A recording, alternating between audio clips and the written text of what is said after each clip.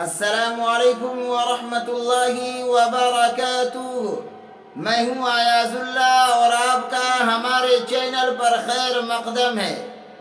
ناظرین، اللہ تعالیٰ کی کروڑوں رحمتیں ہوں امام الانبیاء محبوب کبریا جناب محمد الرسول اللہ صلی اللہ علیہ وسلم کی ذات بابرکات پر، جنہوں نے زندگی گزارنے کے طریقے سکھلائے اور ان چیزوں کی نشاندہی بیان فرما دی جن سے نقصان اور خسارہ ہوتا ہے۔ جیسا کہ ترمذی شریف کے اندر ایک حدیث حضرت ابو ہریرہ رضی اللہ عنہ سے مروی ہے، حدیث نمبر 2266 ہے۔ امام الانبیاء محبوب کبریا جناب محمد الرسول اللہ صلی اللہ علیہ وسلم نے فرمایا، جب تم میں سے بہتر اور اچھے لوگ تمہارے حاکم ہو، تمہارے مالدار لوگ سخی بن جائیں اور تمہارے باہمی معاملات مشورے سے طے پاتے ہوں، تو ان حالات میں تمہارے لیے زمین کا اوپر والا حصہ اندرونی حصے سے بہتر ہے، یعنی زندگی موت سے بہتر ہوگی۔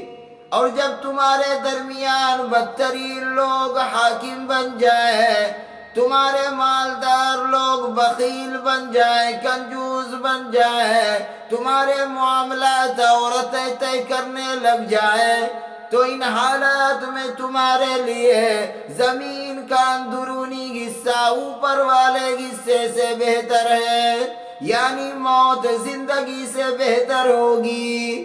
ناظرین، اس حدیث پاک کے اندر اللہ کے نبی سرکار دو عالم صلی اللہ علیہ وسلم نے امت کی مجموعی طور پر 3 خوبیاں اور 3 برائیوں کا ذکر فرمایا ہے۔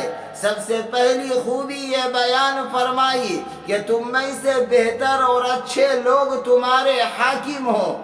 کیا مطلب؟ ایسا حاکم جو عدل و انصاف، امن و امان، ترقی و خوشحالی، تعلیم اور تربیت، بالخصوص الغرض تمہاری تمام ضروریات کو احسن طریقے سے، بہتر طریقے سے پورا کریں۔ دوسری خوبی یہ بیان فرمائی کہ تمہارے مالدار لوگ سخی ہوں۔